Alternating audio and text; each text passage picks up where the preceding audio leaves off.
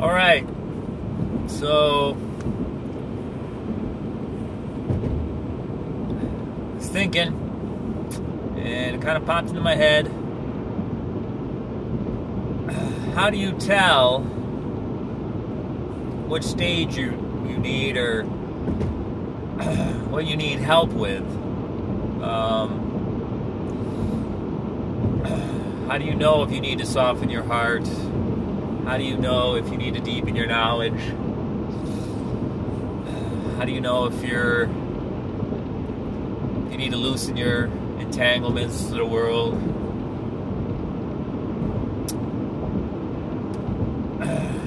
And how do you know if you're bearing fruit?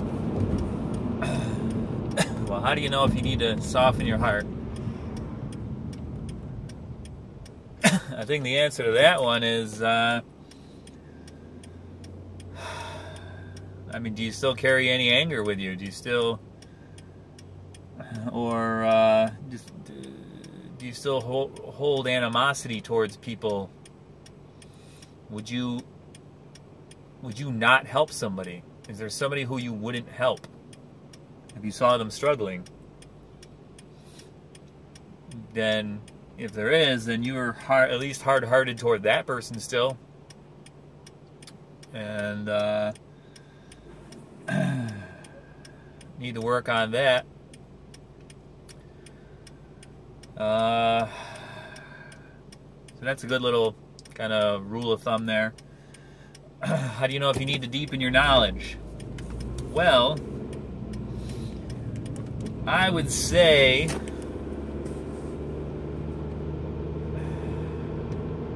I guess if you're confused as to what God's will is and how you should be living, that's where the deepen your knowledge is. So if you're still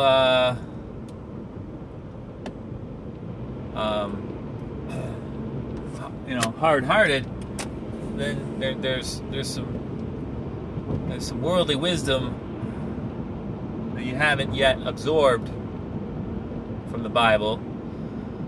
And if you're just can't decide what parts of the world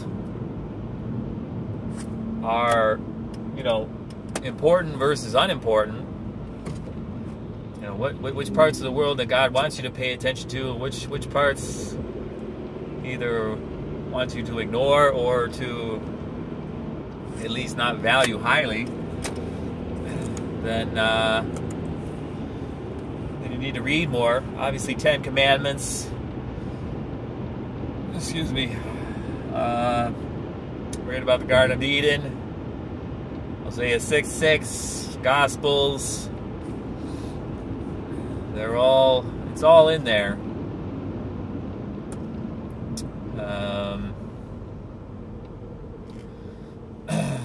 And then loosening your ties. Well, obviously your emotional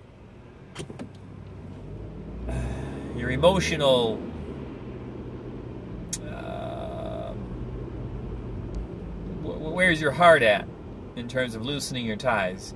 You find yourself spending an excessive amount of time, energy, or attention doing something that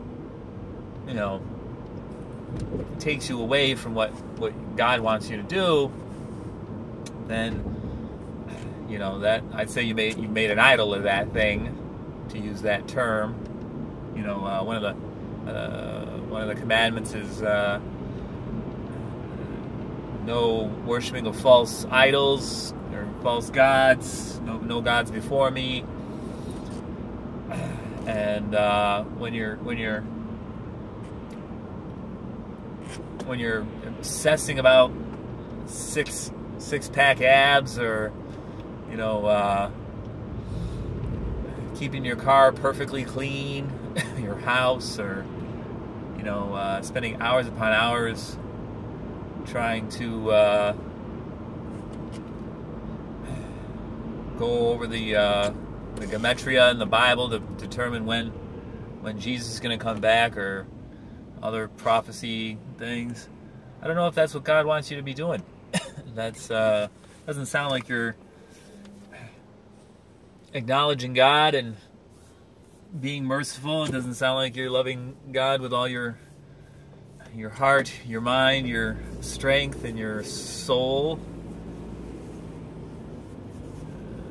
Or loving your neighbor as you love yourself. When you're doing those things, and you're worrying about the perfect edge on your lawn, or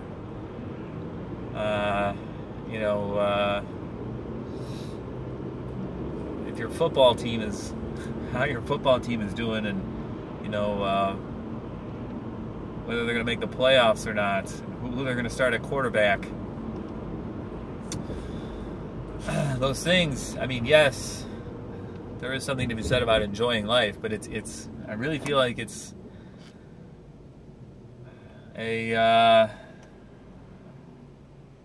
you just got to see where your heart is. Are those things really bringing you joy, or is it some kind of a distraction, compensation, thing that you're trying to do instead of dealing with the real issues in your life? Trying to control your own life, create your own personal heaven on earth, instead of just being on the earth and working towards real heaven. I think that's what we're supposed to be doing.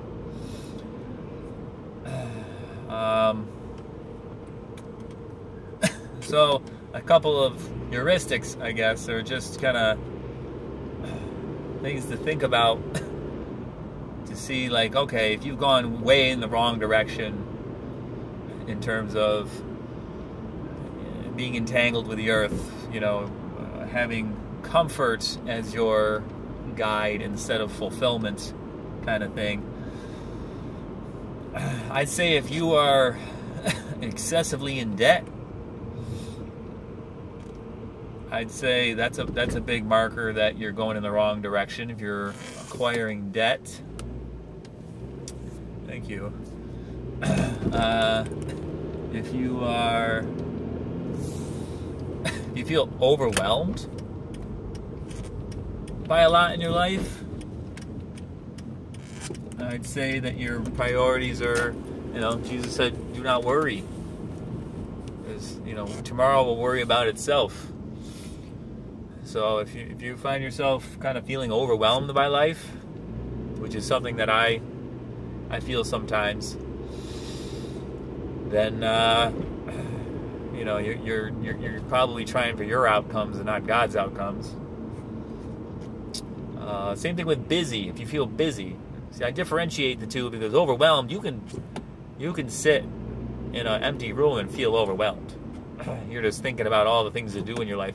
Whereas busy, you're spending your time running here and there with errands and different things, and meeting with whoever, and putting out fires. So they're different, but they're both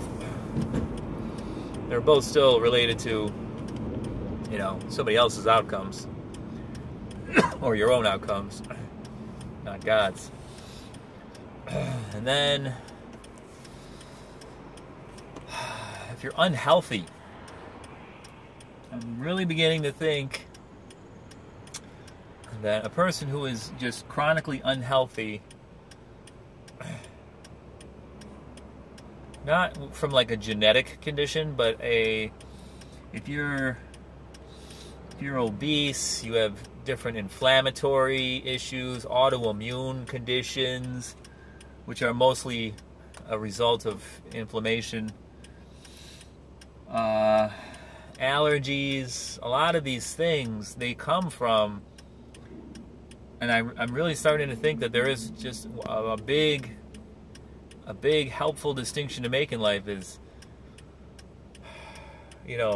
man-made versus God-made. If you're consuming, packaged, man-made food that never goes bad, versus, God's food, which does go bad because it's not meant to last forever. It's either was part of an animal or part of a plant that had a root system, and things aren't supposed to live for a long time without the complete, the whole system involved. So, and then obviously all the man-made chemicals that a lot of people use to clean, or household cleaning products or hygiene products. A lot of the man-made stuff, I really feel like all of that adds up.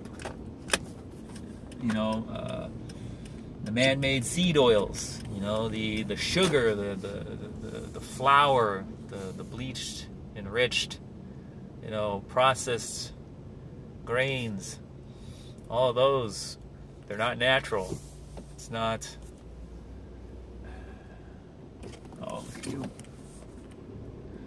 So I think if you're unhealthy, I think looking there would be a great place to start in terms of feeling better. Just eating meat, eggs, fruit, vegetables, drinking water. That's stuff that God made, and I can't imagine it would hurt you. And then that's about it, I think. So excessive debt, if you're feeling overwhelmed, busy, obviously then if you're unhealthy, or if you feel lost, if you feel like you don't have purpose, if you're probably filling your time with a lot of meaningless activities, video games and reading, excessive time on the internet, Facebook, social media. Those things, they're distracting, and you get a dopamine hit from them, but they're not truly rewarding. They reward your reptile brain, not your soul. So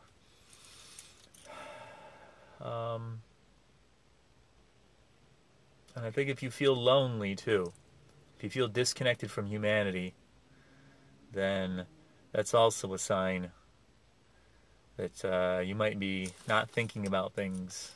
You're not doing what you need to do. You're not out and about. You're not interacting. You're not trying to be a part of a community. You find that you can't get along with anybody, it's you. It's not them. That's the way it is. You're all God's children. We're all God's children. And that should be enough, right? We're all struggling together. All right. Well, God bless. I pray this finds you.